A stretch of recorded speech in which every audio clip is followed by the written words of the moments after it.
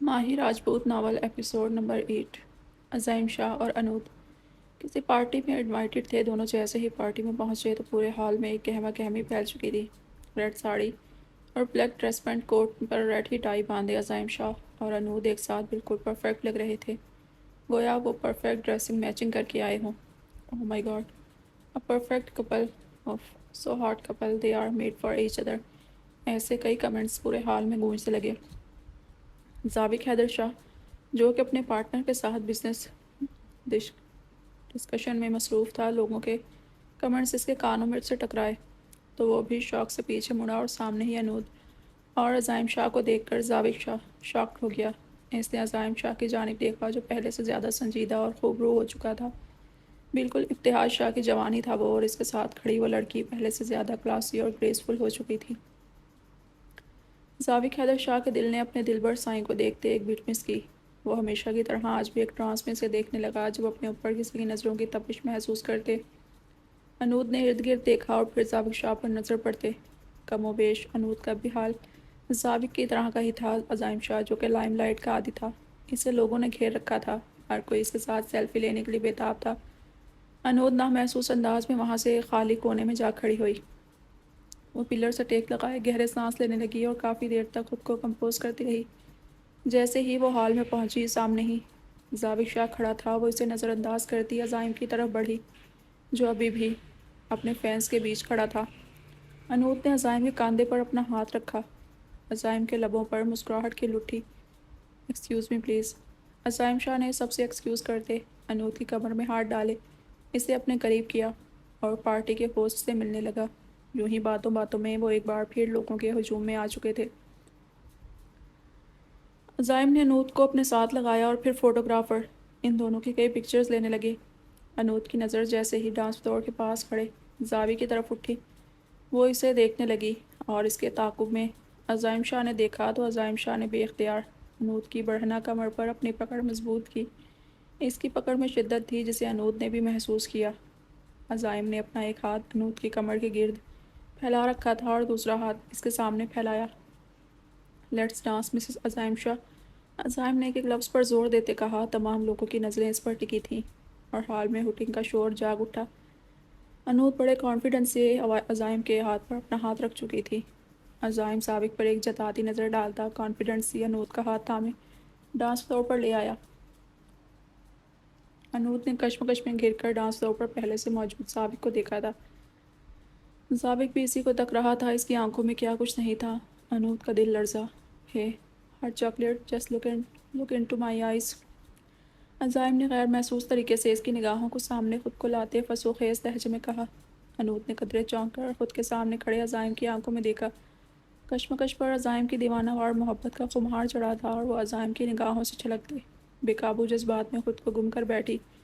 انود نے یوں ہی اس کی آنکھوں میں دیکھتے استحقاق سے عظیم کے کاندھے پر ہاتھ رکھا تھا اور عظیم نے اس کی پشت پر ہاتھ رکھ کر اپنی طرف دھکیلا۔ وہ کچی ڈور کی طرح ٹوٹ کر اس کے سینے سے لگ گئی تھی۔ اسپاٹ لائٹ نے ڈانس فلور پر ان دونوں کا احاطہ کیا ہوا تھا۔ وہ دنیا مافیا سے بے خبر ایک دوسرے کی آنکھوں میں آنکھیں ڈالے سلو میوزک کی دھن پر رقص کر رہے تھے۔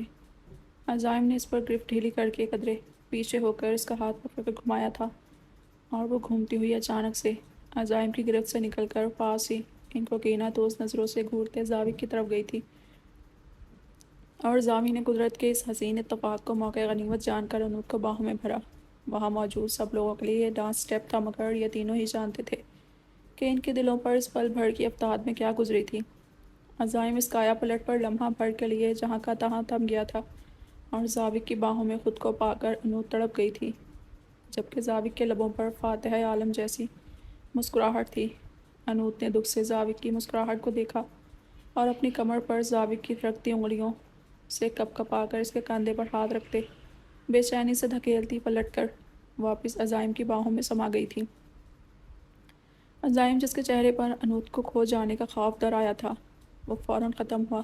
انود نے سانسوں کے ارتعاش پر قابو پا کر عظیم کی جانب نگاہ کی اور نہ جانے کیا ہوا تھا، اس نے ذرا سا اونچا ہو کر عظیم کے ماتھے پر لب رکھے تھے۔ عظیم کے لیے انود کی یہ حرکت خوشگوار و غیر متوقع تھی۔ دوسری طرف ضابط، جس کو دکھانے کے لیے ہی انود نے یہ بے باک مظاہرہ کیا تھا، اندر تک جل کر راکھ ہو گیا تھا۔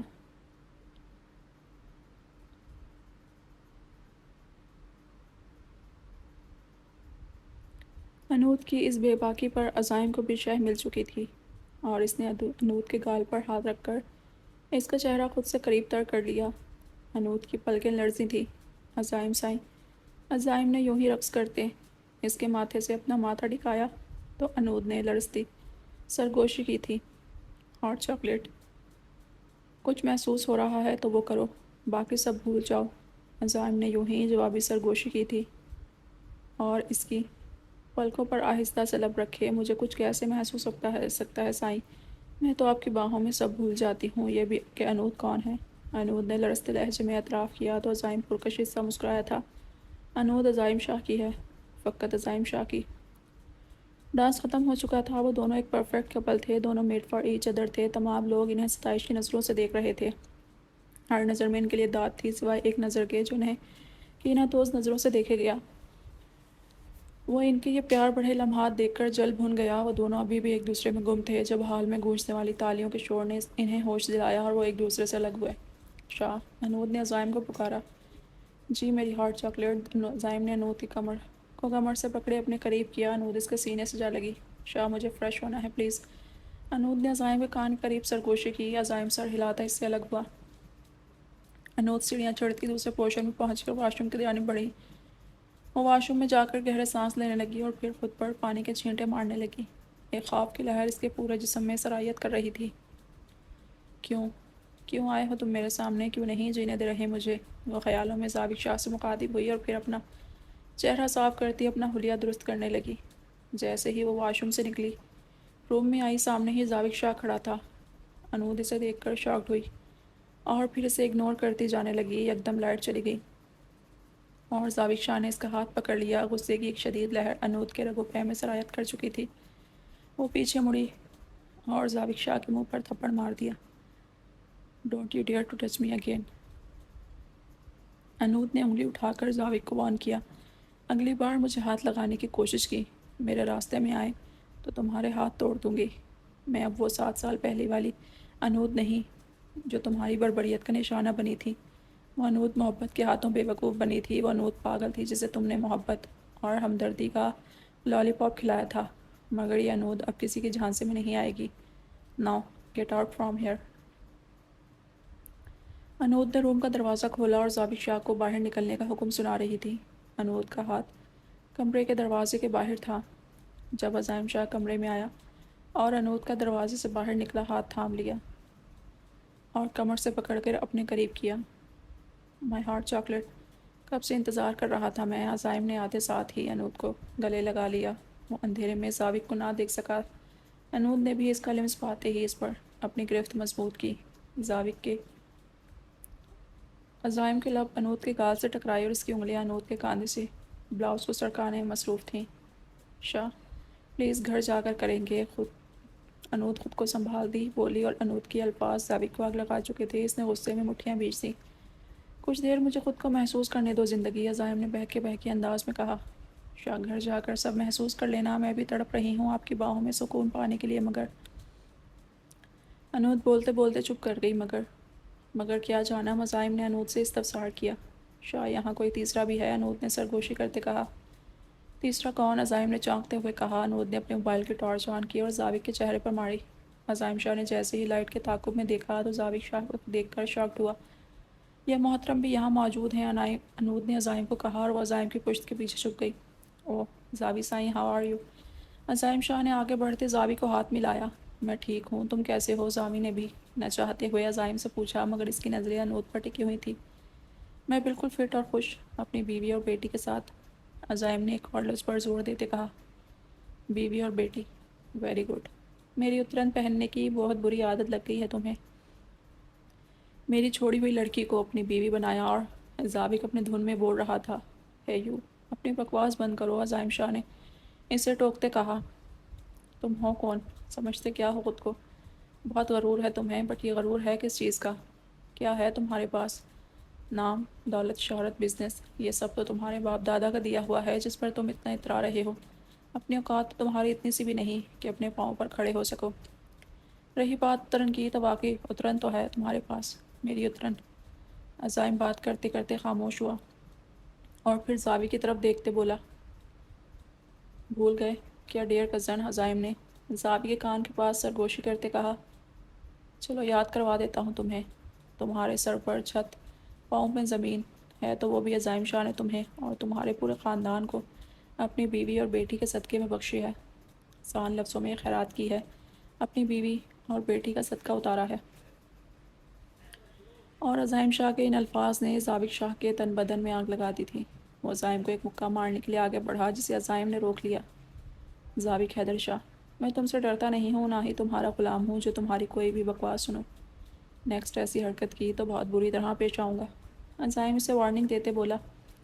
دیکھ لوں گا تمہیں بھی۔ عزائم شاہ پیچھے۔ ضابط کسی خیال کے تحت مسکرایا۔ انود شاہ، مائی ڈیزائر شاہ۔ انود نے ڈرتے ڈرتے عزائم کو مخاطب کیا، جو بہت غصے میں لب بھیجے ڈرائیونگ میں مصروف تھا۔ گاڑی میں مکمل خاموشی کا راج تھا۔ انود کے چہرے پر خوف کی پرچھائیاں تھیں۔ کچھ ہی دیر میں گاڑی اتحاد شاہ کے کنگڈم پہنچی۔ وہ خاموشی سے گاڑی سے نکلا اور فرنٹ ڈور اوپن کرتا انود کے نکلنے کا انتظار کرنے لگا۔ انود جیسے ہی گاڑی سے نکلی، عزائم نے زور سے دروازہ بند کیا۔ انود ایک دم ڈر کر پیچھے ہوئی۔ عزائم بنا اس کی طرف دیکھتے اپنے کمرے کی طرف بڑھا۔ کمرے میں جاتے ہی اس نے بے چینی سے کوٹ بیڈ پر پھینکا اور ٹائی اتارنے لگا۔ شاہ، مجھے نہیں معلوم تھا کہ وہ اس روم میں ہے۔ میں جسٹ فریش ہونے کی نیت سے وہاں گئی۔ آئی ایکسیپٹ کہ مجھے اسے دیکھ کر تکلیف ہوئی، مگر اس طرح اس سے تنہائی میں ملنا میں افورڈ نہیں کر سکتی۔ انود جو ابھی کمرے میں آئی تھی، اس نے اپنی صفائی پیش کرنے کی کوشش کی۔ وہ عزائم خود سے بدگمان نہیں ہونے دینا چاہتی تھی۔ میں نے آپ سے صفائی نہیں مانگی انود، مجھے آپ پر خود سے بڑھ کر اعتبار ہے۔ رہی بات ضابط شاہ کی، تو آپ پچھلے 6 سال سے اس ملک سے باہر رہی ہیں، اس سے کبھی سامنا نہیں ہوا۔ یوں اچانک سے سامنے آنے سے آپ کا ریئیکشن فطری تھا۔ انود، مجھے کسی کلیریفیکیشن کی ضرورت نہیں ہے جانم۔ عزائم نے اس کی جانب دیکھتے مسکراتے ہوئے کہا اور اپنے بازو کھولے۔ اس کا منتظر ہوا۔ وہ بھاگتی ہوئی اس کے سینے سے لگی اور رونے لگی۔ شاہ، مجھ سے کبھی بدگمان مت ہونا، میں مر جاؤں گی، انود نے عزائم سے کہا۔ تم بھی مجھے کبھی چھوڑ کر مت جانا انود۔ عزائم شاہ جی نہیں پائے گا، تم اور عیشا میری دنیا ہو انود۔ عزائم نے انود کو خود میں بھینچتے کہا۔ دونوں کتنی ہی دیر ایک دوسرے سے لگے خاموش آنسو بہاتے رہے۔ جب عزائم اس سے الگ ہوا، انود، عزائم نے انود کو مخاطب کیا، مجھے 2 دن کے لیے لاہور جانا ہے، ایک بزنس میٹنگ کے لیے۔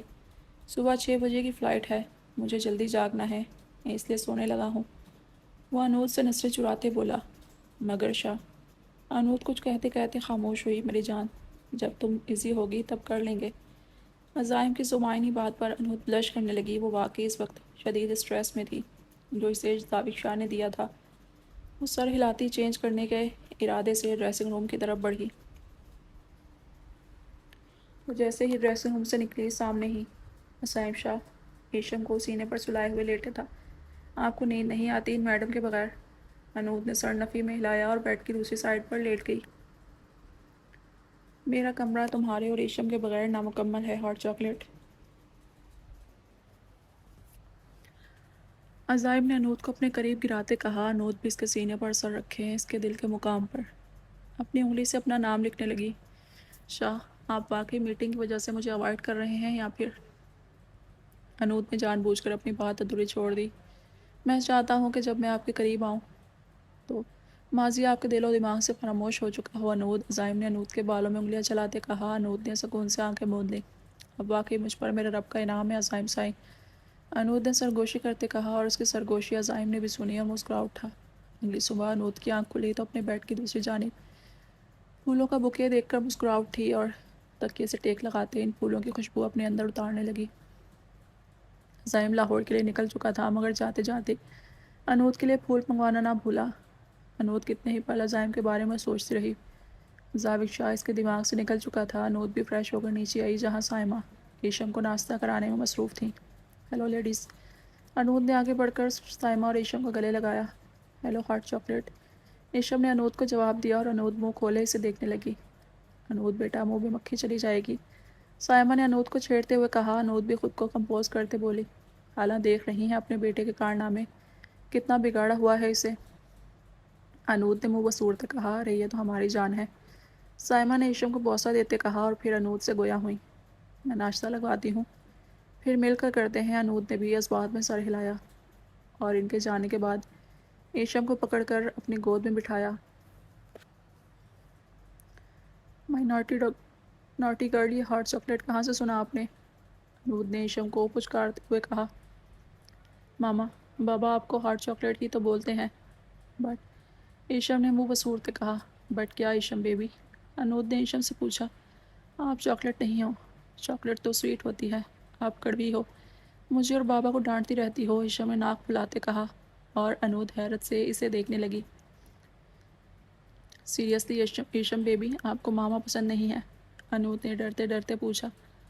ماما آئی لو یو، بٹ آئی لو بابا مور دین یو، ایشم نے انود کے گال پر بوسہ دیتے کہا۔ انود کے دل میں ایک دم سکون چھانے لگا۔ اس نے ایشم کو گلے لگا لیا۔ وہ آج پورا دن ایشم کے ساتھ گزارنے کا ارادہ کیے ہوئے تھی، جبکہ دوسری جانب زاوق شاہ کا ایک ایک پل سلگتے ہوئے گزر رہا تھا۔ وہ آج بھی آفس میں بیٹھا لیپ ٹاپ آن کیے ہوئے تھا۔ سامنے ہی اسکرین پر چمکتی عزائم شاہ کی فیملی کی تصویر دیکھ کر اس کے دل میں نفرت اور حسد کی چنگاری اٹھی۔ وہ کچھ سوچتا ہوا ایک نمبر ڈائل کرنے لگا۔ مجھے عزائم شاہ کی فیملی کے بارے میں ساری انفارمیشن چاہیے، اسپیشلی اس کی بیٹی کی، وہ کب کہاں پیدا ہوئی، اس کے بارے میں ایچ اینڈ ایوری تھنگ۔ زاوی کی نظر ایشم کی تصویر پر ٹکی ہوئی تھی۔ چھین لوں گا تم سے، تمہاری بیوی بھی اور اپنی بیٹی بھی، جسٹ ویٹ اینڈ واچ۔ زاوی نے ایک شیطانی قہقہ لگایا۔ اس کی آنکھوں میں ایک چنگاری تھی جو عزائم شاہ کی دنیا برباد کرنے والی تھی۔ بلیک شرٹ، بلو جینس پر بلیک ہی بلیزر، پاؤں میں اونچی ہیل پہنے، کلائی میں راڈو کی لیڈیز واچ اور گلے میں ایک نازک سا وائٹ گولڈ کا پینڈنٹ پہنے، وہ بہت دلکش لگ رہی تھی۔ ڈائی کیے گیلے بالوں کا جوڑا بنائے، دو لٹیں کرل کیے چہرے پر گرائی تھیں جو اسے اسٹائلش لک دینے کے لیے کافی تھی۔ ایک ادا سے چلتی، وہ کان سے بلوٹوتھ لگائے ایشم سے باتیں کرنے میں مصروف تھی۔ وہ بھی کچھ دیر پہلے ہی پولیس اسٹیشن سے آئی تھی۔ اس کی دن بھر کی تھکاوٹ ایشم کی آواز سننے اور اس سے باتیں کرنے کے بعد ختم ہو جاتی تھی۔ یوں کہا جائے کہ ایشم اس کا سکون تھی تو کچھ غلط نہ تھا۔ وہ ایشم سے بات کر کے سرشار ہو جایا کرتی تھی۔ ابھی بھی ایسا ہی ہوا تھا۔ جب وہ اپنے گھر میں داخل ہوئی تھی تو ٹی وی لاؤنج سے آتی آوازوں پر وہ اس طرف بڑھی جہاں سامنے ہی سالار دورانی کے پاس بیٹھے شخص کو دیکھ اسے 100 واٹ کا جھٹکا لگا۔ یہ لو بھائی، مریحہ بھی آ گئی۔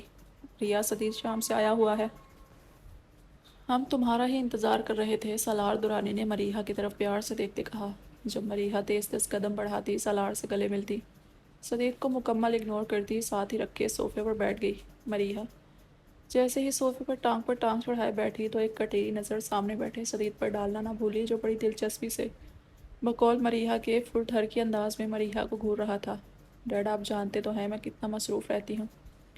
میری دنیا آپ آپی اور ایشم کے گرد ہی گھومتی ہے۔ مہمانوں اور اجنبیوں کے لیے وقت نکالنا مشکل ہوتا ہے میرے لیے۔ ویسے بھی اپنے پروفیشن کو لے کر کتنی جنونی ہوں آپ اچھے سے جانتے ہیں۔ لوگوں کی طرح اپنے پروفیشن کے ساتھ بھی ایمانی نہیں کرنے والا جگرا نہیں ہے میرے پاس، مریحہ نے ایک ایک لفظ پر زور دیتے کہا۔ وہ سدید کو طنز کر رہی تھی۔ سدید کو اس پر شدید تب چڑھی تھی۔ ماموں، ریا بالکل ٹھیک کہہ رہی ہے، یہ بہت قابل اور ایماندار لیڈی کانسٹیبل ہے بھائی، ڈیوٹی آورز میں سونے کے لیے بھی بڑا جگرا چاہیے ہوتا ہے۔ سدید نے ایک آنکھ دباتے کہا۔ ریا کے تو تن بدن میں آگ لگ گئی تھی۔ کبھی جو تم لوگ بات کا سیدھا جواب دیا کرو، سالار نے نفی میں سر ہلاتے کہا۔ وہ ان دونوں کی آپسی رنجش سے واقف تھے۔ سدید پچھلے 7 سال سے اس سے ملنے آتا تھا، اسے وہ لڑکا بہت اچھا لگتا تھا اور سدید کے ذریعے ہی وہ اپنی بہن سے رابطہ میں تھا، جبکہ مریحہ ان 7 سالوں میں 2 بار ہی سدید سے ملی تھی۔ میں نماز پڑھ کر آتا ہوں، تم لوگ باتیں کرو، سدید ڈنر کر کے جانا، مریحہ اسے کمپنی دو، سالار دورانی نے سدید سے کہا، اور پھر مریحہ کو حکم دیتا وہاں سے چلا گیا۔ مریحہ اپنے باپ کو دیکھنے لگی جو آلین کی موت کے بعد سے بالکل دنیا سے کٹ کر رہ گیا تھا۔ فالج کے اٹیک نے اسے ویل چیئر کا کر رکھ دیا تھا۔